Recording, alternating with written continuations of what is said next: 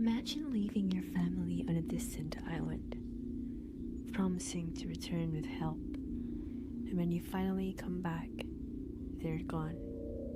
Every single one of them. No bodies, no battle, just one word carved into wood. Before we begin, make sure to like the video, subscribe to the channel, and comment your theory about what really happened.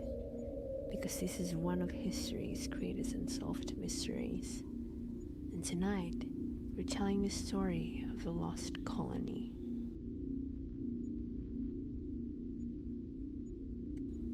In the late 1500s, England wanted a foothold in the New World. Explorers crossed the Atlantic searching for land, wealth, and power. One of those men was John White, artist, mapmaker, and soon-to-be governor of a fragile overseas colony. The destination was Roanoke Island, a narrow island off the coast of North America. Remote, exposed, and difficult to supply. But it offered secrecy from England's greatest rival at that time, Spain. Backed by English noble Walter Raleigh, the first attempt to settle the area struggled. Ships wrecked, supplies were ruined, relations with local tribes broke down. Violence followed. The first colony failed and was abandoned. Most people would have given up. John White didn't. He believed a real settlement could survive, not just soldiers, but families, farmers, children, a permanent English town across the ocean. In 1587, he held a new group of settlers, about 115 men, women, and children, to build a fresh start in the New World. Among them was his pregnant daughter.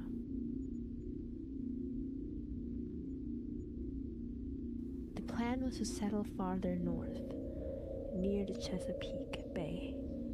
Safer harbors, better soil. But the fleet's navigator refused to continue and forced the settlers off at Roanoke instead, the very site of the early failed colony. It was a terrible sign. When they arrived, they found bones, the remains of soldiers left behind from the prior expedition. The message was clear. This place was dangerous. Still, they stayed. Not long after landing, John White's daughter gave birth to a baby girl, Virginia Dare, the first English child born in the New World. Hope flickered. A new generation had begun. But hope doesn't fill empty stomachs. Food ran low, tensions with local tribes rose again. The colonists begged White to sail back to England for supplies.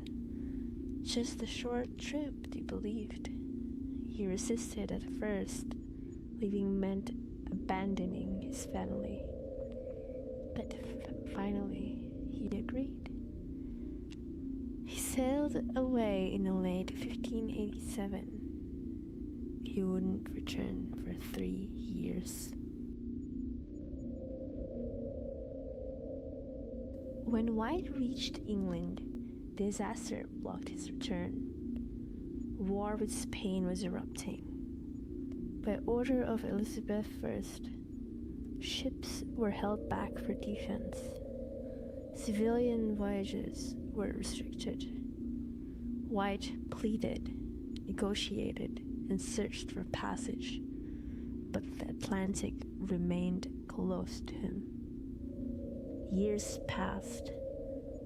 Imagine the colonists waiting on that thin strip of land, watching the sea, expecting sails that never appear. Finally, in 1590, White secured passage back across the ocean. He must have replayed the reunion in his mind 1,000 times.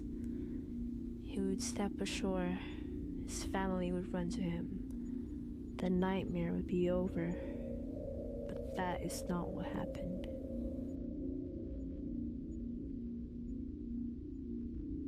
When White's ship reached Roanoke, something felt wrong immediately.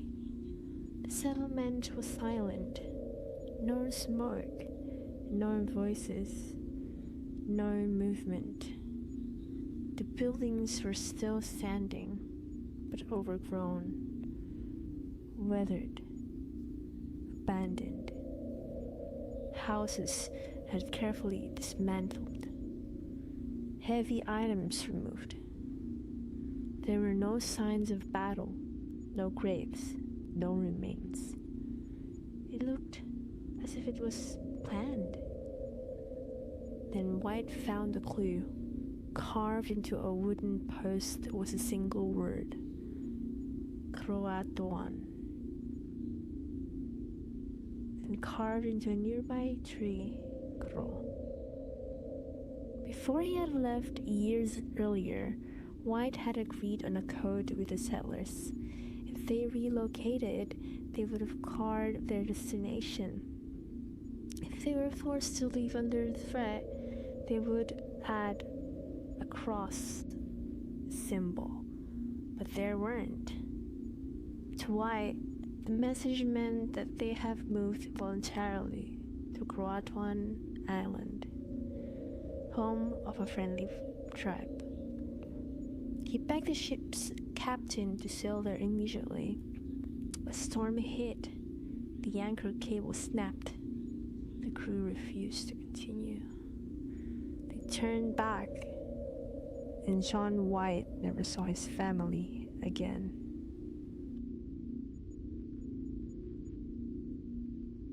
Years later, stories began to circulate. When the colony at Jamestown was founded, its leaders, including John Smith, reported hearing of native villages where people wore European-style clothing and practiced unfamiliar customs. Some tribes spoke of ancestors who could read. Others described pale-skinned forebears with gray eyes. Were these survivors of Roanoke, absorbed into local communities over generations? Can be possible, even likely, but proof remained frustratingly out of reach.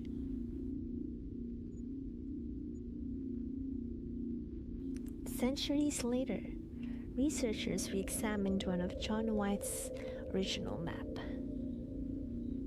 Under a small pasted patch, they discovered a hidden symbol, a fort mark, drawn about 50 miles inland from Roanoke.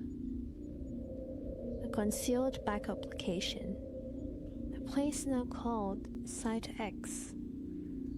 Excavations there uncovered European metal fragments and pottery, signs of contact, but nothing definitive enough to close the case. The erosions, storms, and shifting coastlines may have destroyed the strongest evidence long ago.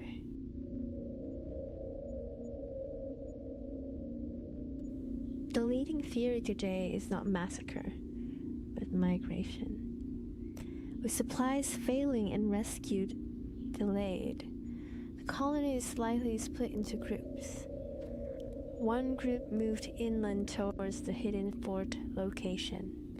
Another relocated to Croatoan Island to live among allies. Over time, they blended into local populations, intermarried, and even lost their English identity. Not a sudden death, but a gradual disappearance. A colony that didn't die, it dissolved. And that's the story of the Lost Colony, a settlement that stepped out of history and never stepped back in. Do you think they joined local tribes, moved inland, or met a darker faith? Comment your theory below. And if you enjoyed this story, kindly like the video, subscribe for more historical mysteries, and share this with someone who loves unsolved cases, because sometimes the greatest mysteries aren't about how people died, but how they vanished.